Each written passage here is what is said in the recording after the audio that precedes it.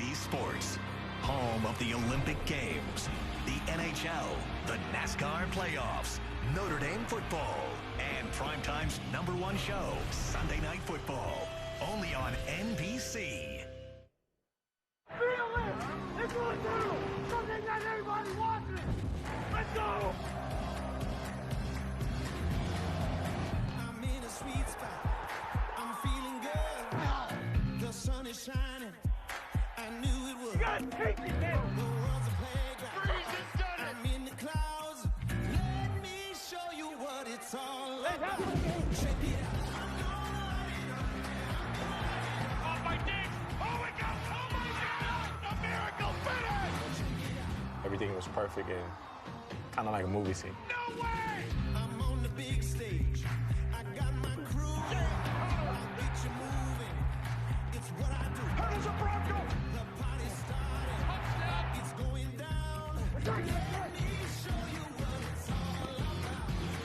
Put our foot on their throat tonight! Sunday Night Football! I know! Let me show you what it's all about. Best matchup of the weekend in a beautiful spot. Twin Cities, Minneapolis, our site for Sunday Night Football. 5-1 against 4-2-1. Vikings and Saints rematch of last year's Minneapolis Miracle playoff game. This is also a big one. That's Cashmere, Mike. Two contenders here. That's Kirk Cousins. It's styling, Midwest style, as he gets set to take on another hot quarterback in Drew Brees. You like the leather look? Not personally for me. That's old school. Don't you like it? School. That's serious football. Well, he's old school. Brees and the Saints have won 5 in a row. Rodney Harrison's our fashion consultant. So is Tony Dungy, Mike Tirico here, Mike Florio, Chris Sims. Whole team going to join you here over the next hour and a half or so as we get set for a very good one on Sunday Night Football. You know, here we are. It's getting colder with the weather. We're getting to the halfway point of the season. What stuck out to you Sunday number 8? The Philadelphia Eagles. I thought they saved their season today. They were in a little bit of trouble. 2 tackles hurt. They went to the running game and pounded the football today. The team that I'm really impressed with, the Seattle Seahawks. I mean, this team, it's just, they come to play every single week. I'm really impressed with them. The cast has changed. It's the sleeper team. Yeah, they go to 1 o'clock game on the East Coast, and they do a good job in Detroit. Whole bunch of highlights coming up, but we want to turn our attention for your thoughts on tonight's game here with Cousins and Brees. You think we're going to see some points in passing yards? Yes, we are. Keep your eye on both secondaries. Could be a long night because they've got tough duty going against great receiving corps, but especially Minnesota. They're down 2 starting defensive backs tonight. I'm looking at the Saints secondary, and I'm looking at Eli Apple. He's been there for 1 week, and they insert him in the starting lineup. They better give him a lot of help over the top with the safety, or he's going to have a very busy night, Mike. Both secondaries compromised. Look at the bottom line, the inactives that you're going to see for Minnesota without a half dozen starters for tonight in Minneapolis. Let's get you out there right now. And with Al Michaels and Chris Collinsworth, a good evening to Liam McHugh on the big screen. Good evening to you. Yeah, from the big screen to your screen. This is really just an everyday occurrence in the life of Al Michaels and Chris Collinsworth. You have to get used to it if you're going to hang out with you two guys, I guess. You do. Yeah, it's pretty normal. And you have to dress kind of well, a big too, deal. because Rodney's like ripping everybody's clothes now and everything. Yeah, his mic's closed, but he's ripping apart both of your outfits as we speak right now. You'll get notes later on after the show's done. Concerns about the secondary. Rodney and Tony spoke about those, and we got a couple of quarterbacks that can pick them apart. You know, Liam, let's talk about Drew Brees in particular, because everybody makes a big deal about Tom Brady, and he's 41 years old. Drew Brees is 39 and like 2/3, because he's going to be 40 in January. Each of those guys, very inspiring. They've each come back from a serious mid-career injury. Brady's knee in 2008, Brees' shoulder before he goes to New Orleans. He and Sean Payton in New Orleans are a match made in heaven. All Brees has done this year is lead the league in passer rating. He has thrown 13 touchdown passes, and let me count the interceptions. None. 13-0. His team is 5-1. They're hot. They're a legitimate Super Bowl contender. The only thing missing, he has almost every record now and will by the end of his career, is an MVP award. But he's had the misfortune of playing in the same league at the same time with guys like Rodgers and Peyton Manning and LaDainian Tomlinson. Maybe this will be the year, Chris. I've never seen anybody go 0. I've never seen that before. That's good. I'll count my golf strokes next time. Exactly. It's like, you know, you're on the green and 2, and somebody goes, what do you lie here? Or you go 2. Sure, I got it. It's clever math. 1, 2, 3, 4, 5, 6, none. None. That's it. Speaking of none, We have a tremendous matchup tonight. Now, ordinarily, when I talk about matchups, what we talk about? Players, right? Tonight, we have Sean Payton, one of the best offensive minds in all of football, going up against Mike Zimmer, one of the best defensive minds in all of football. These guys coach together on Bill Parcells' staff in Dallas. They win against each other in practice every single day. So you know that they know what the other one knows, and how do you know what to do when the other one knows what you know? Too much knowledge drives you crazy. It happens to me all the time. I don't know how you deal with it, honestly. A lot of friends. All right, we got a big-time NFC matchup. Two division leaders, the Saints and the Vikings. Plenty more to get to here in Minneapolis on Football Night in America.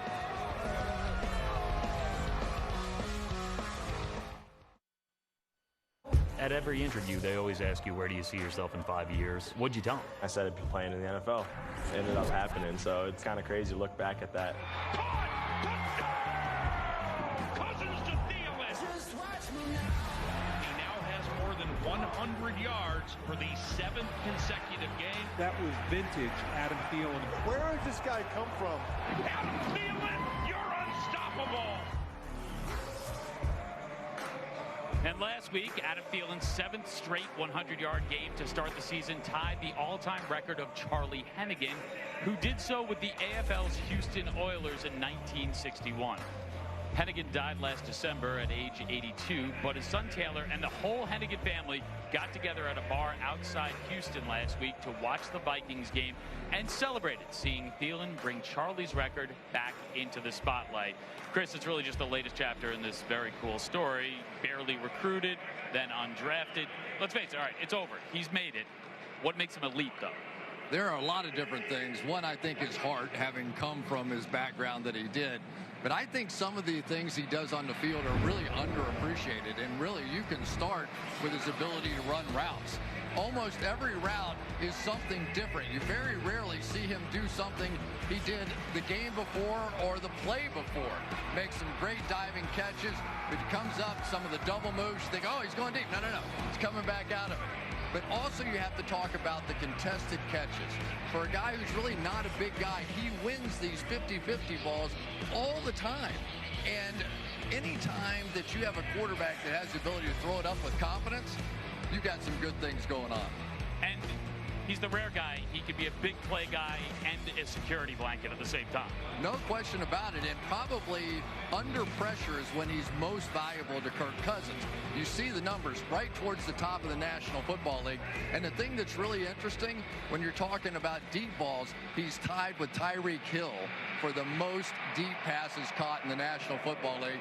That one is a go figure. Yeah, it's pretty impressive. And now you have this Saints secondary. We talked about their struggles. They're going to have to deal with Thielen and company. But they did get a bit stronger earlier this week. For more on that, we say hello to Michelle Tafoya. Hey, Liam. Yeah, the Saints' pass defense hasn't yet lived up to last season's standards, prompting the team to trade for Giants corner Eli Apple. The third-year player out of Ohio State had his share of troubles in New York, punctuated by teammate Landon Collins calling him a cancer last season. So before making the trade, Sean Payton asked a few of his own players who were Apple's college teammates, Marshawn Lattimore, Von Bell, and Michael Thomas, if they thought their fellow Buckeye would fit in. I spoke with Thomas, who told me, I respect Apple as a teammate. I feel he needs a fresh start, and we're here to help him get back to playing the way he knows how to play. Now, Apple has practiced just 3 days with the Saints, but he will start at corner in place of Ken Crawley, who is inactive tonight after being a regular starter for the last year and a half. And Mike Tirico, Apple's mom, Annie, tweeted out this photo Tuesday evening. He ain't perfect, but he's a Saint now. Well, Annie's not shy in the media, so she added a good line there. It was pretty good.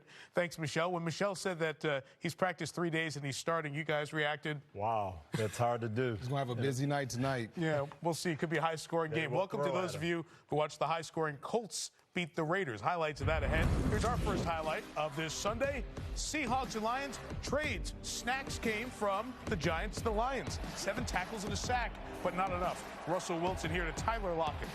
Yeah, Wilson didn't have to throw a lot of balls tonight, but when he did, he was deadly accurate. World Series celebration, beanball, we're charging the mound. Oh, watch out, a baseball fight. Yeah, Russell Wilson, the old baseball player there. Here he is again to David Moore's on fire. 4 touchdowns his last 3 games. This is a good player right here, this kid right here. All right, end of the game, 28-14. Lions are trying to rally. You're taking a safety, right? The punter, Michael Dixon, no, he's going to run for the first down. No, he didn't. Good thing he got there and won, just like Pete drew it up, right? You mean the Aussie sweep? Yeah. Yeah, well, we've been drawing that one up for months, waiting for the chance. No, that's not the way it was. That was us taking the safety, and that was a really terrific competitor seeing the moment and seizing it. Really? Yeah, I also think his Australian punter didn't realize the consequences if he didn't make it. What would have happened there? Would have changed the game. Wow. Seattle's won 4 out of 5. Mike Florio, you talked to Russell Wilson after the win in Detroit. Yeah, and he's very enthused, guys. He said that this team reminds him of the team back in 2012, back when no one expected anything out of the Seahawks. That was the vibe then. He sees that now, but this is a team that is gaining some momentum, and Wilson right at the middle of it. I think Pete Carroll has done a really great job this year. I think those young guys have kind of re-energized them. Their commitment to running, they're finally running the football, and they have a lot of young, talented guys on the defensive side of the ball, Mike. Yes, the names have changed, but the system still works. Getting back to the old formula. Exactly. Chris Carson, 105 rushing yards today. Very big for Seattle. They have a tough schedule coming up with both L.A. teams ahead. We got one of the L.A. teams, the Rams, trying to hang on against the Packers. Some good games going on. We'll have the highlights as we continue on the way to Viking Saints.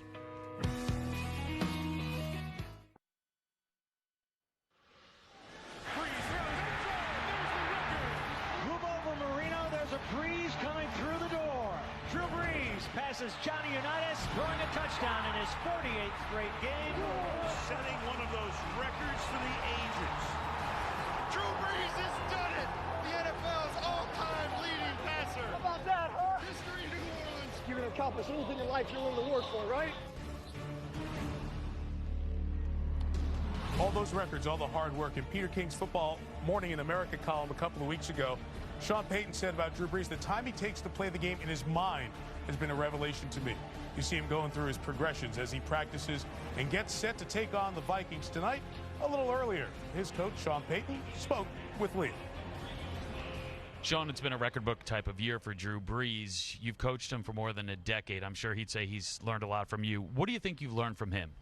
Man, we could sit here for an hour. One of the things that I'm most impressed with each season is his attention to detail and his work routine, what he does away from the building, his summer leading up to training camp. But I think the week schedule itself, Monday, Tuesday, when he's asleep, nutrition, I mean, all of those things, you know, as a coach, you get inspired because you want to make sure that we have the best plan in place each week. You know, it kind of goes back and forth, and it is contagious. It is, and it's been a difference maker for over a decade now. Chris Sims joins us here at the table. You guys lived football, so you know a playbook on offense, especially a guy like Peyton, it's like a New York City phone book times two. These guys go deeper and deeper into the research project, and Chris, they seem to keep evolving, even though they've been doing it together for so long. It's never ending. We all know it's almost impossible to guard Sean Payton, Drew Brees as it is, but I think the other element that's really impressive that comes out when you just study their offense all together, their run game. I think that's where it all starts. It's kind of old school. You know, they pull the guard, and then they got Alvin Kamara, who he can get to the second level and make things happen from there. You see their touchdown. But then it's the same thing. Similar look. We're going to fake the run, come out, move the defense with our eyes. Drew Brees throws a great design screen to Alvin Kamara. And then, okay, now we got to worry about all these different schemes. And then there's the Taysom Hill aspect. That is just another element, coach. As you know, it's hard enough to plan and prepare for Peyton and Brees as is. But now you got to stop this Taysom Hill wildcat offense. And it's just another element of what makes them so good. And the Saints do a great job of forcing you to defend the entire field. Drew Brees has so much confidence in all his weapons, so if you decide to take one guy away, he'll have enough confidence to go somewhere else, Coach. But as a coach, you're hesitant to do new stuff a lot of times because you don't know if your players can handle it. Sean Payton, as we saw, he has the confidence. I can bring 20 new plays this week on Wednesday. Drew Brees will have it down pat by Sunday. Right. Yeah, I was going to say, and then you cover them, and they go, oh, there's Michael Thomas. We'll throw a back shoulder to him, and you go, well, it was the perfect defense, and you still don't stop it. What I love about Sean Payton is his patience in the run game, because in previous years, Mike, he would have just given up and said, you know, we're not going to run the ball. I'm just going to put in Drew Brees' hands. He's going to sling it all over the field. But the patience in the run game makes their offense very dangerous. It's a good point. They knew they got too one-dimensional, and Kamara, Ingram, now Hill, they've got that running aspect as well. Fascinating to watch as we watch Vikings Saints coming up. They had about, 55 minutes. Here's some highlights. The New York teams, they both played at the same time, so New York fans only had to watch one of them. Hey, it's almost Halloween. Trubisky's dressed like the coach, and he's finding Taylor Gabriel. Yeah, well, this is a great play. It's Tariq Cohen out of the backfield here, and this came through game plan. They saw a blitz from the Jets, Avery Williamson. Tariq Cohen fakes like he's going to blitz him, slips out of the backfield. Awesome play. Designed exactly for that defense. Gabriel through the block. Cohen at 110 yards from scrimmage. That touchdown pass to Anthony Miller, the second overall pick. Well, Halloween cheer for the Bears, who are 4-3 with a 14-point win. Washington taking on the woeful Giants. Eli was sacked by Ryan Kerrigan. He was sacked by others. He was sacked 7 times today. Oh, this pocket broke down constantly all day long. Washington's offense kept banging away with Adrian Peterson. Runs of 6, runs of 10, and then he finally breaks off this long one, part of 149 yards. I'm not done yet. Keep feeding me the ball. Adrian Peterson, 26 carries. Look who's 5-2. The Washington Redskins. And look who the difference maker's been. Getting it to Adrian Peterson 22 times a game in these wins. Over 100 yards on the average. 5 touchdowns. Look who's in first place in the NFC East. And you know, Mike, his nickname is AD for all day. And I think he's given this Washington team a mentality. You keep giving me the ball, 20 carries. It may look ugly, but keep pounding it, and we'll get stronger as the game goes on. This is the same Alex Smith that we've seen before, Mike, the guy that's going to manage the game, the guy that's going to not make the big mistake. My question is, in order for them to get to that next level, is he good enough? I mean, will he be able to take them to the next level? Yeah, I mean, Greg Minuski on the defensive side of the ball, he's been phenomenal, other than that one Monday night game against Drew Brees and Sean Payton. True. But the run game, I think, is what makes them special, and I think that's the only way they're going to get Alex Smith to maybe throw the ball and be aggressive down the field, play action passes and boots off of it. We have seen Alex Smith win when he's had a good defense and a good running game, and he's got that. Alex Smith can win enough games to get you to the playoffs. You want more than just one game. I want to get to the playoffs. Be a run-first team. That's what I say. 1 game left currently, a team with a winning record on their schedule. So Washington has a chance. They play Philly twice. That may determine who wins the NFC East. Stephon Diggs and Minnesota think they can win the NFC North. The man of the Minneapolis Miracles on the field. When we come back, we're going to look back at that play and the magic moment. It's a Minneapolis Miracle! Stephon Diggs! Plays like that don't never happen, so to see something like that happen and to see people's reaction, I wasn't too surprised, but the people who were negatively impacted, that was new for me. Which was more fun? It depends on who you are.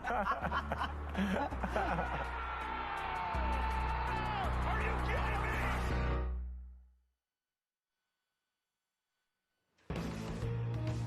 It's become really one of the great settings there. A beautiful night in downtown Minneapolis, US Bank Stadium. Viking fans getting ready to watch the Vikings and the Saints. Last time they saw it in this stadium, unforgettable day. Well, the week has seen the return of Vikings Pro Bowl defensive end Everson Griffen. He's been away from the team for 5 weeks while addressing mental health issues. Griffen is active, expected to play tonight, but has said this is only the next step in a longer process. His coach, Mike Zimmer, who spoke with Liam a short time ago. Mike, what's it been like for you and your team to have Everson Griffen back at practice this week? Well, I think he brings a lot of energy to the practice. All the guys love him. He's been a great player for us for a number of years, and we're just happy that he's doing better health-wise. Earlier this week, I thought it was interesting. You described the signature to Sean Payton's offense being indiscriminate. Any play on any down. If that's the case, how do you prepare for it? Well, you have to be a little bit indiscriminate on defense as well. So, you kind of try to match. They're an offense that wants to take your breath away every chance they get. They're going to get up on the ball and throw the ball deep. So we're going to have to play smart. We're going to have to play physical, and we're going to have to do a great job defending. Mike Zimmer's team plays good defense, so too do the Ravens and Panthers usually. Higher scoring than we thought. Kyle Love, watch the play by the expatriate here. Yeah, no, don't block down on him. Don't get the down block. He blows the play up, and this turned the game. All tied at 7. It led to this. Cam Newton to Greg Olsen. You get him down in the red zone. He's healthy. His target looks healthy. Ready to go. Olsen's been a factor, Rodney, last couple of games. So 14-7. Continuing in the second, it's Newton to Devin Funchess. Deflected, and Christian McCaffrey's there for the touchdown. Helps you. This was well defended. Just happened to bounce up. That's a great effort by McCaffrey to go get it. A couple touchdowns. Cam's giving out touchdown balls. He's giving out Little ribbons as well. He's giving away gifts. Joe Flacco gave up a gift too here. To Captain Munnerlyn. It led to a Panthers field goal. Flacco was intercepted twice, under 200 yards passing. Here's Cam one more time. Yeah, you look at Jimmy Smith, the veteran corner, peeking in the backfield. Coach, we've seen this play 1,000 times. I know he's seen the same thing. Responsible for contain. You have to keep your eye on Newton. He was responsible for 3 touchdowns, another bracelet, another win. Carolina's 5-2. Baltimore struggling now at 4-4 in the AFC North, where Pittsburgh played at home today. And in the wake of Saturday's shooting at the Pittsburgh synagogue, a moment of silence before this game got started. More on that in a moment. To the second quarter, Big Ben finding Antonio Brown, 43 yards. For the life of me, I don't know how Antonio Brown gets open. We'll break that play down in a moment. The Steelers off a bye against Baker Mayfield and company. Mayfield is picked by Joe Hayden, the former Brown. He was intercepted once through 2 touchdowns. Here's Big Ben back at it, keeping the folks quiet because it's time to work. 4th and 1, Juju Smith-Schuster. First down, next play, a touchdown. And this is a play we saw New England run a couple of weeks ago. Pittsburgh stole it from them. Shouldn't say stolen. Everybody's running it. Everybody's running it. Ben moves up the all-time touchdown list. Later in the 4th, James Conner pours it on. 212 total yards. Part of a win on a day where football wasn't the most important thing for Mike Tomlin and company. You know, let me start by representing our organization and saying that our hearts go out to the victims of yesterday's shooting and just the Squirrel Hill community and the community of Pittsburgh at large. I'm a member of the Squirrel Hill community personally, and, you know, words cannot express how we feel as members of this community. And we're prayerful, and, you know, appreciate the efforts of the guys today. Well, the Steelers are as visible as any institution in Western Pennsylvania. A small gesture to help ease the sorrow today, as reality was interrupted for a few hours by the Sunday tradition of a Steelers game. Our thoughts to the folks in Western PA. We transition to simplifying the game, presented by Microsoft Surface. And let's go back to that touchdown that we showed earlier. You know, Ben Roethlisberger may be getting up in age. He's going up the all-time list, but Ben's still Ben. He is still Ben, and we're going to see some young players who don't know about Ben. We're going to coach these guys, Rodney. This is cover 2 for Cleveland. 2 deep safeties and 2 corners up here tight. This is a rookie corner, Denzel Ward. I'm going to coach him. This is a second-year safety man. You're going to coach Derek Kindred. And let's see what happens here. First of all, you've got to know this is Antonio Brown. And when you're the corner playing cover 2, you got to sit in the flat. You can't let anything get outside you. You got to jam him. He doesn't do that. Well, if I'm the safety, he initially looks at him. Then watch what he does, Coach. He floats in the middle, and he gets his eyes in the middle trying to make a play. You have to respect Antonio Brown. He's one of the best receivers in the league. And we've got nobody around him. Ben scrambles around, buys enough time to see it. Those 2 young guys will learn from that, but that was a big play that got the Steelers Sometimes it's going. not about plays. It's about just Technique. fundamental football. And you said the Steelers would get it going. Here they are. They've won 4 of their last 5. Yes, they I've had have. him on his back. He was right. Now, the question that we've been asking you this time almost every week, what's the latest with Le'Veon Bell? Mike Florio, how is that impacted by the oncoming trade deadline for Tuesday? Well, here's how it plays out this week. If he's going to show up, it will be after the 4 p.m. Eastern on Tuesday trade deadline. Before that, if he shows up, he could be traded anywhere. So look for him to show up, if at all, this week after Tuesday. And keep in mind, we're only 16 days away from the final deadline for him showing up in 2018. And next week, they play the Ravens. Baltimore has to get their act together. It's going to be a big, big game, yes. Huge game in the division. They've all of a sudden lost 3 of their last 4, and they're in 3rd place in the AFC North. Halloween is Wednesday, which means it's dress up. It's a little questionable dress up as well. There's Drew Brees. Simplify the game. Presented by Microsoft Surface, the official sideline technology provider of the NFL.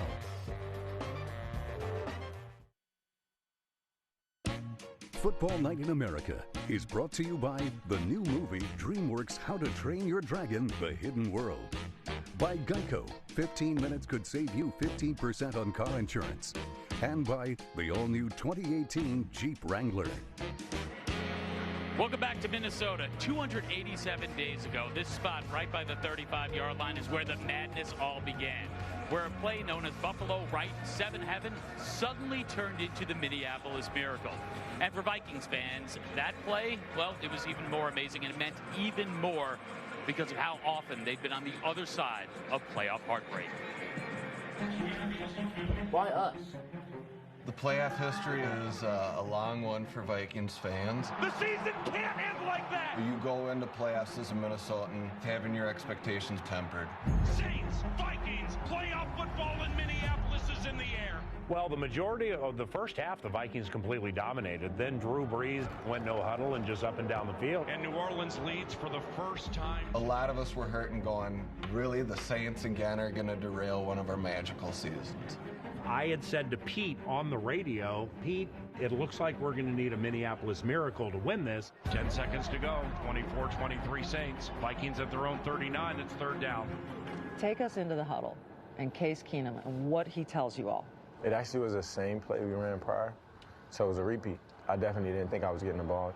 It's a play that we've run numerous times in that situation, and that guy never gets the ball. Never gets the ball. Case on a deep drop, steps up in the pocket. He'll fire to the right side, caught by Diggs. So you see the ball in the air. What are you thinking? All I could think to myself was, I hope he keeps his balance and can get out of bounds. I lose vision of Diggs, but I see his white gloves kind of come up out of nowhere. Everybody's yelling at him to go out of bounds. I'll have the same thought. Step out of bounds. For the love of God, go out of bounds. As I caught the ball, it was like a third of a second or something go by and nobody touched me, so I was like, he must have missed. I don't know how he missed. Oh my God! 30, no time! Touchdown! Are you kidding me? It's a Minneapolis Miracle! It was kind of like a movie scene, especially when you took off your helmet and went like this. You threw the helmet pretty far. Yeah, I got a flag for that, too. Nice little fun. I'll never forget how that stadium just erupted, and as I'm running down the sidelines, chasing Stephon to the end zone, how loud US Bank Stadium was. What an unbelievable play! I remember running around trying to find somebody in purple and just, like, scream at them. I mean, there was no intelligent words coming out of my mouth. You know, just, Hey, yo, I don't know what happened either, dude. You're around fans all the time. What do you think that moment meant to them? And they say in the past things have been pretty rough coming down to the wire. To have something good happen and put them in a good place. You know, hopefully we'll share that for a very long time. Are you kidding me? It's a Minneapolis Miracle! As long as the Minnesota Vikings play football, they'll remember Stephon Diggs and the Minneapolis Miracle. And Tony Dungy, a lot of your early football days were in Minneapolis, and you have some of those scars that you saw some of the fans talking about there. Yes, I was that disappointed fan as a junior in college, watching in the dorm room. We had the game against Dallas, and Drew Pearson pushes off, makes that catch, and I can't believe it. And that game, I thought the Vikings were down to, they weren't going to win, and Diggs makes that unbelievable play. When I saw Marcus Williams not make that play, I felt terrible for him because it reminded me of the David Tyree catch. And all I could think about, Mike, I said, I feel so bad about this kid because he's going to have to live with this the rest of his life. But the one thing, if I'm Kirk Cousins, I'm going to attack him in the deep half of the field. I'm going to run some double shots, maybe some double moves, some trick plays, whatever I can to try to expose him to see if he's mentally over that hurdle. Just make sure that bad memory in that building is still there. Yeah. With a fresh one. Absolutely. See if he tests them tonight. Marcus Williams, a safety who had a very good season for New Orleans up until that point. It's a Saints secondary that is potentially picked on tonight by Kirk Cousins and the Minnesota Vikings. Marcus Williams and the Saints getting set to try to stop another miracle or another Vikings win. Saints and Vikings coming up in about 35 minutes on Sunday Night Football. More highlights as we continue on Football Night.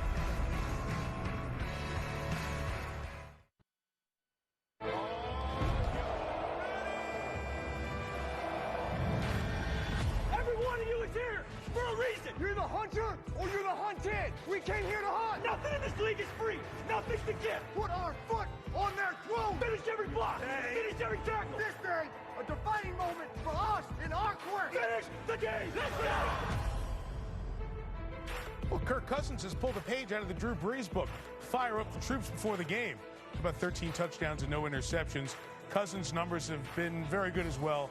Breeze and Cousins lead their team. Should be a good one. Sunday Night Football starts in a half hour. Back to the highlights we go with Rodney and Tony. San Francisco, Arizona. Josh Rosen, the rookie quarterback. We take you deep to the fourth quarter, trying to rally his team. Threw a touchdown to Larry Fitzgerald. Then Christian Kirk, the rookie. 33 seconds left, and the Cardinals take the lead. Byron Leftwich calling plays for the first time. New offensive coordinator. Will he get a win? C.J. Beathard trying to rally them. This is a way a 1-6 against 1-6 game should end. That's why they're 1-7, Mike. They are now. It is a win for Arizona. Their second, 18-15. Better ball. The Bucs and the Bengals. Earlier today, Jameis Winston. Well, it wasn't better here. He had a brutal afternoon, guys. Yeah, just too many turnovers, too careless with the football. This has been the story for Jameis all year. Jameis Winston this year has thrown 148 passes. He's been intercepted 10 times. That's 1 out of every 15. And when Jesse Bates took this one back, Cincinnati was up 18. He was benched. Let's see if there's any Fitzmagic left. The answer is yes. Here's Mike Evans going deep. Yeah, just an excellent pass by Ryan Fitzpatrick. Mike Evans wide open. For the life of me, I don't understand where his defense is at. 72-yarder. It's back to a one-score game. Fourth down, O.J. Howard touchdown. This was O.J. Howard on a linebacker on 4th and 3. For 2 in the tie, Chris Godwin. Oh, and a little footwork. Yes, sir. A little pocket Fitzmagic. We are tied. Look at this. Now, you don't expect this from Fitz. I think you got to stick with him the rest of the season. He comes off the bench, gets the job done, but on this windy day, Andy Dalton's going to try to bring the Bengals back. Had a good game earlier. Their offense had slowed a little bit, but when you need it, it's Dalton, it's A.J. Green, and it's field goal range. Slot twice and got him the ball, moved it in the field goal Remember, range. I said it was windy. Fitzpatrick's trying to help out. God, I love him. Randy Bullock for the game from 44. A kicker in Ohio makes clutch kicks. The Bengals snap a 2-game losing streak. All right, London earlier today, Philadelphia and Jacksonville, all the fans on hand at Wembley. Touchdown here to Dallas Goedert, the tight end. Yeah, all the attention goes to Alshon Jeffrey, and the tight end just sneaks out. Of course, the Jacksonville Jaguars, they lose him. They don't want to tackle him, and that's how you lose the game. The Eagles take a 10-6 lead. We're going London calling music on this highlight. Very good. Yeah, How about Winston Another Smallwood? great setup. Yep, man-to-man coverage. The lineman blocked the linebacker who's got Smallwood man-to-man. There's no one left. And the Eagles are up 11 at this point. Now, can the Jaguars come back? It was a struggle for them offensively in the first half. They opened it up a little bit. D.D. Westbrook back in the end zone. Missed the 2. It's a 5-point game. Add a field goal. It's a 2-point game. Fourth quarter is Wentz to Zach Ertz. And this was a well-thrown ball, great catch, and a great celebration. Fly, Eagles, fly. That's all they did. That's right. That's a huge drive here. End of the game, down 6, 4th and 1, nothing open. Bortles, who used his feet effectively in the second half, runs for it, gets it, keeps it alive, but cannot convert this one on 4th down. The Jags have lost 4 in a row. Good team win in London for the champs. We're pretty confident in the guys we have, whoever it is, catching the football out of the backfield, the running backs, tight ends, everybody. And it's usually a good thing when we get lots of guys involved. Shoot, even I had a catch today, so we were spreading the ball out. Well, as the Rams stay undefeated, and we welcome those of you who watch the Rams win, the Eagles, the champs, get to 500 and kind of save their season a little bit, Tony. I thought they did, and it was rocky in the first half. Both of their tackles were out. There was leaky pass protection. They got to running the football. We saw the screen pass. Did some smart things to take the pressure off Carson Wentz. And we criticized their defense for not finishing in the past weeks, but their defense did a great job of stopping the run, not giving up those big plays, and really getting after Blake Bortles. There was desperation on both sides, too. Both teams 3-4. They expected more. So not only does Jacksonville lose, but Mike Florio, we've got that story that came out of a little Friday night defensive back dine and dash over in London. What's going on there? Well, yeah, it was 4 members of the defensive secondary, DJ Hayden, Barry Church, Ronnie Harrison, and Jared Wilson, that were detained and then ultimately released after there was a $64,000 bill that wasn't paid.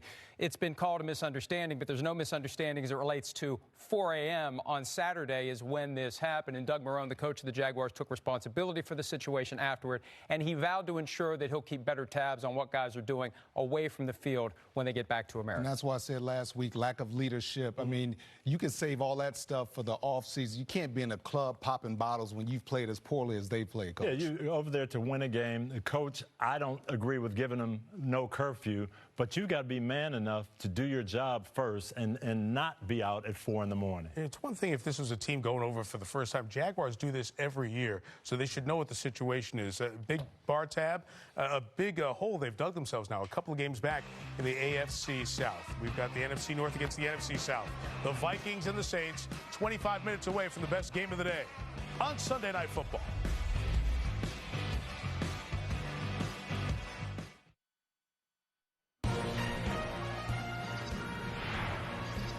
Welcome to Hyundai's Sunday Night Kickoff.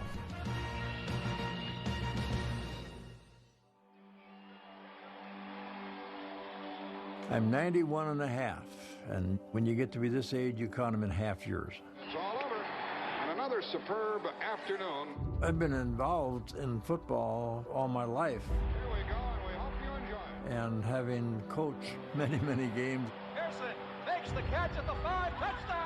you experience a lot of strange things in football games, things that you're not prepared for.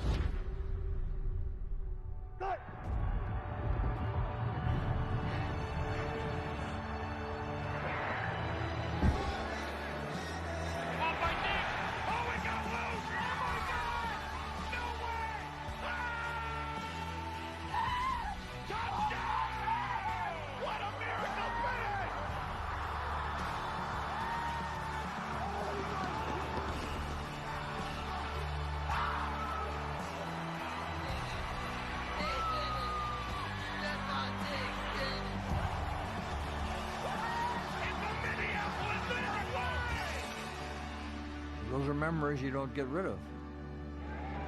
That was a miracle. It should be called that. That's what it was.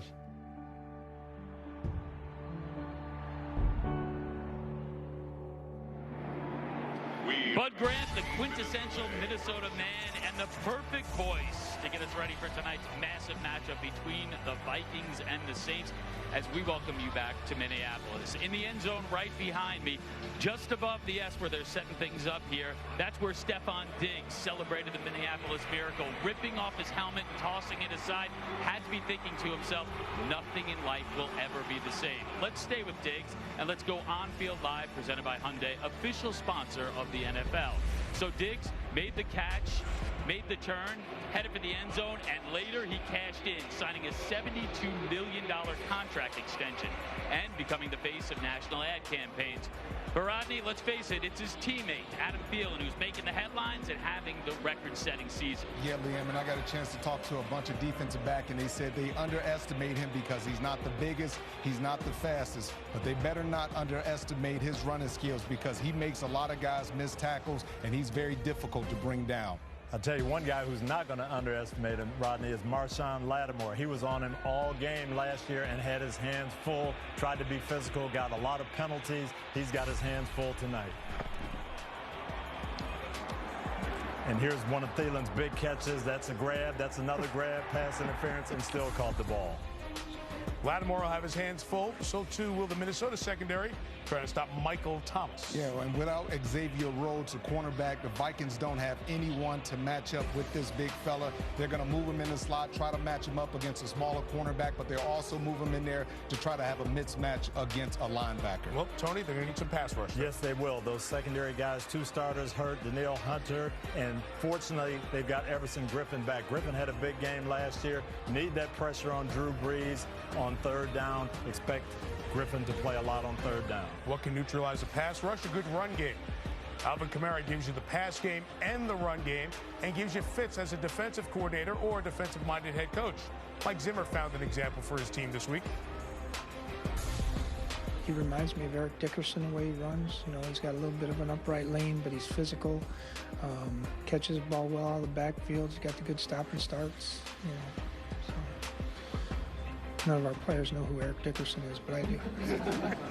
Zim, give him a break. Dickerson hasn't played in 25 years, but Kamara can play. Watch him tonight, and this is an X factor. Yeah, to me, props to Sean Payton for recognizing this kid is not just as a quarterback, but a guy that can just, he's a football player. You put him on the field, coach, and he makes a lot of plays. Yeah, this Wildcat package, you're going to see it on 3rd down and short yardage. You're going to see it when they get inside the 20, and Minnesota better have an answer for it. Taysom Hill made his name on special teams. Saints Saints Vikings. Big names to watch when we get there in 18 and a half minutes. Back to the highlights. Speaking of special teams, NFL record set today by the great Adam Vinatieri, who breaks Morton Anderson's all-time record for points with his field goal against Oakland. Congratulations to Adam. Rodney, you and I know him well and couldn't be a better guy to get that record. Coach. One of his biggest kicks came against John Gruden in the Tuck Rule game when he was the Raiders coach first time around against the Raiders. This time it's Andrew Luck. His tight ends were a big factor. Eric Ebron from 20 yards ties the game. 7 touchdowns this year for Ebron. Detroit, do you hear us?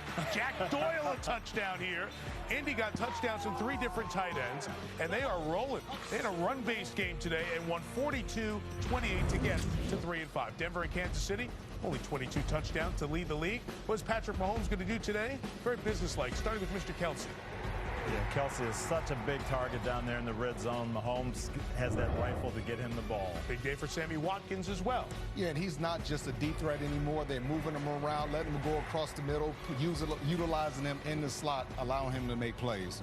8 catches, 107 yards, a couple of touchdowns for Watkins. Kansas City, slow to get started, but takes a bigger lead into the break. Now, trying to come back into the half, Case Keenum looking for Tim Patrick, the rookie out of Utah. It's no Minneapolis Miracle that Keenum throws there, but it's a touchdown to tighten it up, make it a 2-point game. But too much Kansas City. Watch Kareem Hunt again. Give me a little high hurdle. Second week in a row, the Hunt hurdle. These guys have so many plays in their offensive repertoire. The Chiefs stay atop the AFC West 7-1. Patrick Mahomes, 303 yards, 4 touchdowns today. He's in Cantonian company, Hall of Fame company. Touchdowns through the first 8 games. Brady had 30, Manning 29. He's tied with Peyton circa 04, something you saw firsthand with his first 8-game total of 26. And we're in the viewing room today watching Patrick Mahomes. We say, he was a little bit off today. Right. Just 300 yards, 4 touchdowns. We take it for granted. We're spoiled. Yeah, we are. Speaking of good quarterbacks, had a really good quarterback matchup we're going to show you in a second. But Mike Florio, I want to bring you in first here because we saw the Raiders in there, and they've been the biggest team trading big names. A lot of teams are moving guys. Tuesday, 4 o'clock is the hour we're going to watch. What are some names that are out there on the trading block? Well, one to watch, Broncos receiver Demaryius Thomas. He's been with the team since 2010. He said after the game today he sees it as 50-50 that he'll be traded. Also, linebacker Brandon Marshall from the Broncos could be traded. The Bills could become sellers.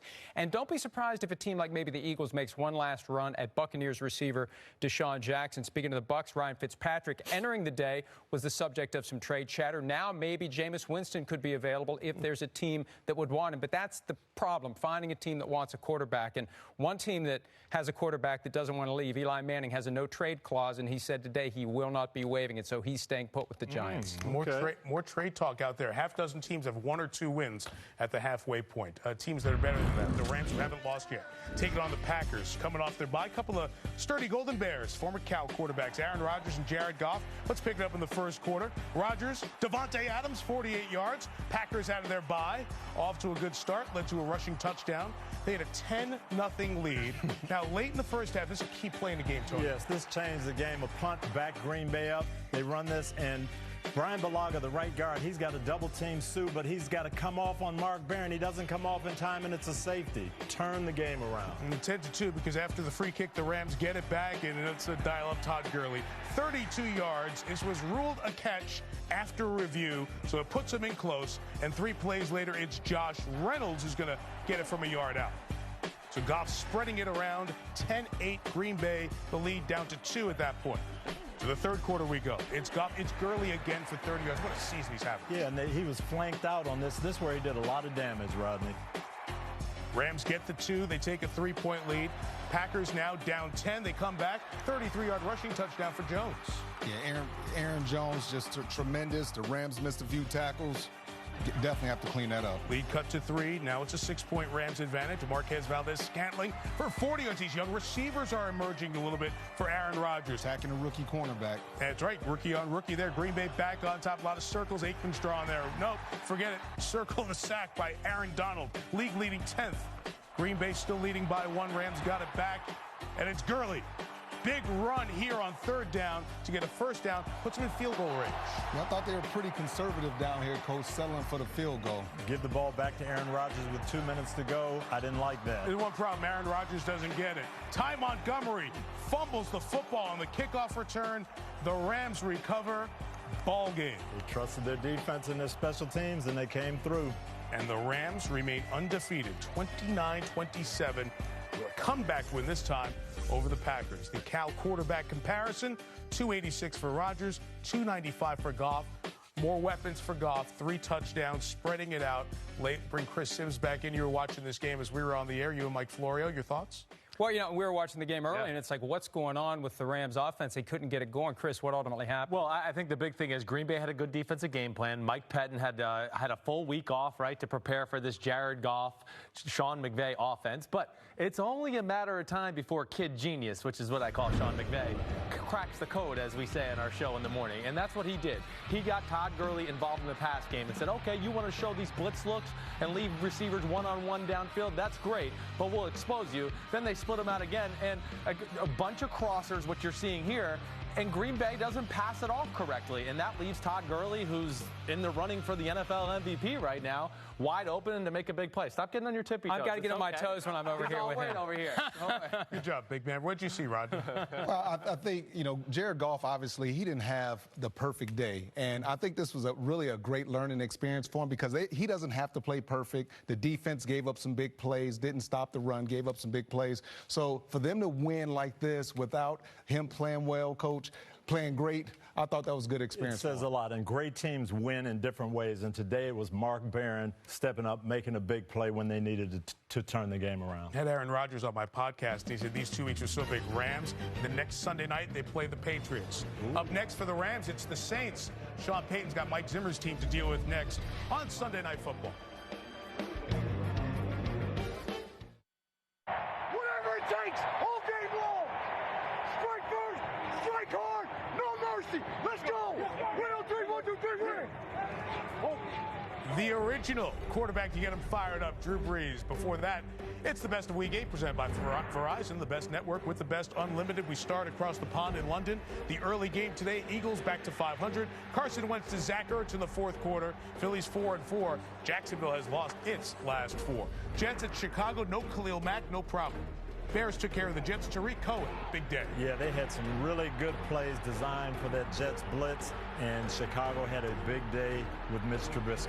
The Bears held the Jets to 10 points. Chicago is 4-3, keeping the pressure on the Vikings. Lions lose. Seattle gets a good road win. They've won 4 of their last 5. 3 Russell Wilson touchdowns. Seattle hosts the Chargers next week. They're now 4-3. The receivers made Seattle's that sleeper team. Yeah, you think so? Seattle run game today that was impressive. Yeah, boy, I'm surprised at Baltimore. Your last couple games, defense not there. Panthers are 4-0 at home now. Once again, Cam willing his team to victory. Yeah, Ravens allowed season high 36 points. The Panthers are 5-2.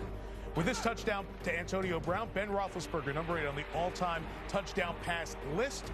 Fran Tarkenton, the man he passed 3 in a row for Pittsburgh. They play Baltimore next week. Tampa, Cincinnati. Jameis threw 4 picks. Benched. Fitzmagic still alive and well. Tied the game. O.J. Howard, the touchdown, the 2-point conversion after that. But Randy Bullock, as Andy Dalton led the Bengals back down the field. That's the winner. Cincinnati 5-3 heading to their bye. What's next for the Bucs at quarterback? Washington and the Giants. Adrian Peterson 149 yards, guys. Yeah, they kept pounding the football, gave him over 20 carries, and usually when they do that, he wasn't touched until he was 30 yards down the field. Leading rusher in the league in this week 8. Wow. Best start for Washington in a decade. Patrick Mahomes' amazing start continues. Now it's 26 touchdown passes, and the Hunt Hurdle strikes again. Kansas City is 7-1. Denver was game, but they lost by 7. A lot of weapons on that Chiefs offense. Yeah, Broncos 3-5. Very disappointing first half of the season. Andrew Luck threw 3 touchdown passes. Mo Alley Cox, basketball player in college, first career NFL touchdown pass. All 3 tight ends caught touchdowns to the coast. Those tight ends out in Indy. I like that. Look at that rebound, too. And congrats to Adam Vinatieri, too. That's right. The all-time record for points. He passed Morton Anderson today. Todd Gurley keeps rolling. That big run set up a go-ahead field goal. And then Ty Montgomery trying to get the ball back for Aaron Rodgers. Loses the ball. It's a fumble. The Rams stay unbeaten. They are 8-0 as we head to Halloween with thoughts of Halloween trick-or-treating. What are you going for Halloween? I'm dressed up as a legend, Coach Dicka. I'm having a hard time believing anybody at that position is playing better. I mean, his numbers aren't huge, but he's catching the ball, he's running the ball, he's hurdling people. I mean, today's not the day I have to decide that, right? I mean, I don't have any problem making decisions, and I'll make it when it's time's right. But now's probably not the right time to make it. No, I think it's a good week for a bye. That didn't go the way I envisioned it. I thought it was awesome. I can't love a play more than that. I feel like nobody watches the game and studies the game like I do. So it's, you know, when I get out there on Sundays, it's extremely easy. We just getting started. We just turning the stove on, man. We ain't even put the grease in yet. Turning the stove on, but haven't put the grease in yet. And that's trying to outdress Cam Newton at the press conference. That's not going to make a bumper sticker, but good stuff from Swearinger there. Let's talk about tonight's game with the Saints taking on the Vikings. Where are you looking first? I'm looking at the Saints secondary, in particular Eli Apple. He was there for 3 days. Michelle talked about it. They insert him as a starter. And I'll tell you this, they better keep a safety deep over top of him. If not, Kirk Cousins, he's not afraid to take shots down the field, and he'll definitely be trying to expose this kid. And Minnesota's secondary is missing 2 starters, including Xavier Rhodes, and he went with Michael Thomas all last year's game. So I'm looking at the pass rush. Which side is going to be able to generate that pressure? I don't think either secondary can handle these receivers. And on the opposite side, too, you talk about Michael Thomas. They don't have one big physical guy that can match up with Thomas, and the Saints like to move him around. They'll put him in the slot, try to match him up against a smaller nickelback or a slower linebacker, Mike. So it's time to pick tonight's winners, brought to you by Subway Restaurants. I'm going to go with the road team, the Saints, and Liam McHugh is going to do exactly the same. Mr. Florio? I think the Saints will outplay the Vikings, but the Vikings will find a way to merge with at least one more point. Too, right? I'm shocked. Hey, I'm shocked that he picked the Vikings. You were right last time, but you're still not on the graphic. Oh, that's okay. I know. Thank you for pointing that out. I appreciate that. I'm going with the Saints. I do think the Vikings are a little too banged up, and the Saints are going to be motivated by what happened last year in the Minnesota Miracle. Coach? I am picking the Minnesota Vikings. I think we're going to get another Minnesota Miracle in a high-scoring game. Wow. I'm going with the boys down south. I'm going with the Saints. Yep, absolutely, Mike. All right, we'll see if you can join us up there, but I'll be in first place if the Saints wins. I just want to point that out, the halfway point of the season. It's all about you, Mike. It'll either be Florio or I. It should be a great game, too. This is tonight's winner is brought to you by Subway Restaurants, and we bring to you tonight on Sunday Night Football, best matchup of this weekend. Lots to talk this week about the rematch of the Minneapolis Miracle and Revenge. Put that away. That's 9 months ago. The reality is both teams have pressure in their division, good teams on their heels, and good teams who they may see later down the line. Saints and Vikings, Al Michaels, Chris Collinsworth, Michelle Tafoya have it. Carrie Underwood gets us started. Settle and enjoy Sunday Night Football on NBC. This has been Hyundai's Sunday Night Kickoff.